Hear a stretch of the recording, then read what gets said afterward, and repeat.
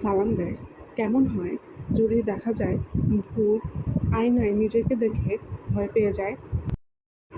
ঠিক এমন একটি ছবি নিয়ে আমি কাজ করছি আজকে। তো এখানে আমি একটি ভূত এঁকে নিয়েছি যে তার চোখ, মুখ এবং ঠোঁটের এক্সপ্রেশন দিয়ে মনে হচ্ছে যে সে অনেক ভয় পেয়েছে, এবং তার বিপরীতে আমি তার মতন আরেকটি অবয়ব তৈরি করেছি, মানে অবয়বের চিত্র এঁকেছি।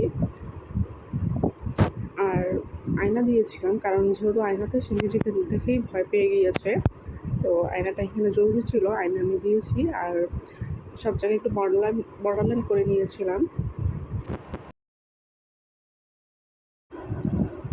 তো এই হচ্ছে আমাদের ভূত, যে নাকি নিজেকে দেখেই আয়নাতে দেখেই ভয় পেয়ে গিয়েছে।